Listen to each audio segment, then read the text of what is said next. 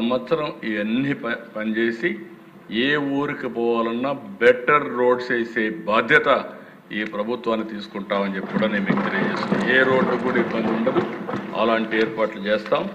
ఇది వచ్చిన తర్వాత భవిష్యత్తును కూడా ఒక దృష్టిలో పెట్టుకొని ఎక్కడైతే వల్నరబిలిటీ ఉంటుందో, గోదావరి జిల్లాలకు ఒక సమస్య, ఉత్తరాంధ్రకు ఒక సమస్య, రాయలసీమలో ఇంకొక సమస్య, ఇవన్నీ పెట్టుకొని అక్కడుండే రోడ్డు మీద వచ్చే ట్రాఫిక్ కూడా గుర్తుపెట్టుకొని ఏ విధంగా ఏ విధానంతో ముందుకు పోతే పక్కాగా రోడ్లు ఉంటాయో దానికి కూడా ఇచ్చేస్తాం.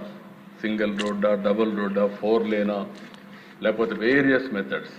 నా ఉద్దేశం ఒకటే, రోడ్ ఇండికేట్స్ కల్చర్. మన నాగరిక ప్రపంచంలో మనం ఎన్ని మాట్లాడినా, ఐటీ టెక్నాలజీ అన్నీ మాట్లాడినా కనీసం రోడ్ అనేది కరెక్ట్గా ఉండాల్సిన అవసరం ఉంది. దీన్ని వేయిస్తామని చెప్పి కూడా నేను మీకు తెలియజేస్తున్నా. రెండోది అధ్యక్ష, మీరు వచ్చే కొందికి నేషనల్ హైవేస్.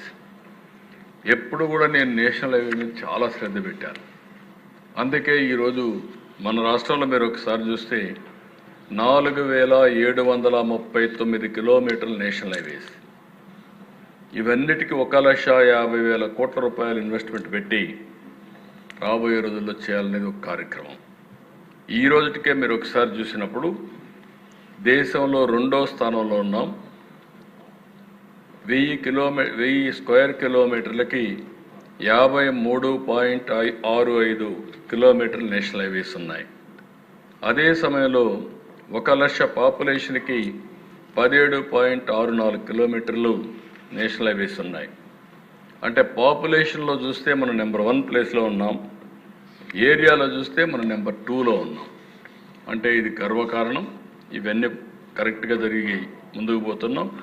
ఇంకొక పక్కన 4వ ప్లేస్ అండర్ కన్స్ట్రక్షన్ ప్రాజెక్ట్స్ మనం ఉన్నాం. 49,662 కోట్ల రూపాయలతో పనులు అవుతున్నాయి. 3వ ప్లేస్లో లాస్ట్ ఇయర్ అయితే ఎక్స్పెండిచర్ పెట్టాం 11,325 కోట్లు. ఈ సంవత్సరం నెంబర్ 1 ప్లేస్లో ఉండాలని నేను ఆదేశించా. తప్పకుండా సాధిస్తామని చెప్పి కూడా నేను మీకు తెలియజేస్తున్నా. ఇందులో ఒకసారి చూస్తే అధ్యక్ష, on going, awarded and bidding stage ఇవే 64,073 కోట్లు ఉన్నాయి. ఇంకొక పక్క ప్రియారిటైజేషన్ of works 2 lane plus PS to 4 lane, 2 lane to 2 LPS, other works, tunnel works, bypass bridges, ROBs, RUBs ఇవన్నీ కూడా 86,000 కోట్ల రూపాయలకి ఇచ్చేశారు. DPRs తయారు చేస్తున్నారు. ఇవన్నీ కానీ పూర్తయితే 1,50,000 కోట్ల రూపాయలు విలువ చేసే పనులు ఒక్క నేషనల్ హైవేలో అవుతాయని చెప్పి కూడా నేను మీకు తెలియజేస్తున్నా. దానికోసం అన్ని విధాల వర్కౌట్ చేస్తున్నాం. ఇంకొక పక్కన దేశ ఈరోజు రైల్వేస్ ఒకసారి మనం చూస్తే మన దగ్గర ట్రాక్ లెంగ్త్ వచ్చి 9,454 కిలోమీటర్లు ఉంది. రూట్ లెంగ్త్ వచ్చి 6,471 కిలోమీటర్లు ఉంది. ఈరోజు గవర్నమెంట్ ఆఫ్ ఇండియా కూడా ఇప్పుడుండే లైన్స్ అన్నీ కూడా 2 lane ఉంది, దీన్ని 4 lane చేస్తామని ముందుకు వచ్చారు. అది కానీ 4 lane అయితే ఇప్పుడుండే రోడ్స్ అనేది ఈ రైల్వే గేజెస్ అన్నీ కూడా కన్వర్ట్ అవుతాయి. దానివల్ల చాలా బెనిఫిట్ వస్తుంది. దానివల్ల ట్రైన్స్ కానీ గూడ్స్ కానీ ఎక్కువ ట్రాన్స్పోర్టేషన్ కూడా మనకు జరిగే పరిస్థితి వస్తుంది. అందుకే అధ్యక్ష ఇంకొక పక్కన భవిష్యత్తులో దీన్ని కూడా మనం ఒకసారి గవర్నమెంట్ ఆఫ్ ఇండియాతో వర్కౌట్ చేస్తే high speed elevated rail corridor కూడా ఇన్ ప్రిన్సిపల్ యాక్సెప్ట్ చేశారు, సర్వేకి ఆర్డర్ చేశారు. హైదరాబాద్ బెంగళూరు కారిడార్ 592 కిలోమీటర్లు, హైదరాబాద్ చెన్నై కారిడార్ 744 కిలోమీటర్లు. మనం దీన్ని కూడా యాక్సెప్ట్ చేశాం. ఇది జియో టెక్నికల్ ఇన్వెస్టిగేషన్ జరుగుతున్నాయి. DGPS, LIDAR, traffic survey initiated by దీన్ని ఆంధ్రప్రదేశ్లో వర్క్ స్టార్ట్ చేశారు. ఇది వస్తే ఏదైతే మనం అనుకుంటున్నామో బుల్లెట్ ట్రైన్ మనకి ఇక్కడి నుంచి చెన్నైకి కానీ, హైదరాబాద్ కానీ, బెంగళూరు కానీ, హైదరాబాద్ చెన్నైకి వస్తుంది. ఈ 4 నగరాలు కలిస్తే దగ్గర 5 కోట్ల జనాభా మార్కెట్ ఉంటుంది. ప్రపంచంలోనే అతిపెద్ద మార్కెట్ వచ్చే అవకాశం వస్తుంది. ఎక్కడికి పోవాలన్నా 1 hour 1.5 hourలో మనం ఫ్లైట్తో సమానంగా బుల్లెట్ ట్రైన్లు వెళ్ళే పరిస్థితి వస్తుంది. కాబట్టి ఇది కాకుండా ఇంకొకసారి మీరు చూస్తే మన రాష్ట్రంలో 147 వర్కులు 1,02,000 కోట్ల రూపాయలతో జరుగుతున్నాయి. శాంక్షన్ అయినట్టు కానీ ఆన్గోయింగ్ కానీ ఇవన్నీ ఉన్నాయి. ఈ ప్రాజెక్ట్స్ అన్నీ కరెక్ట్గా చేసుకోగలిగితే లాజిస్టిక్స్లో మనం ముందుకు పోతాం. ఎప్పటి నుంచో పెండింగ్ ఉన్న అన్ని రైల్వే ప్రాజెక్ట్స్ అన్నీ పూర్తి చేయడానికి కూడా ప్రయత్నం చేస్తున్నాం.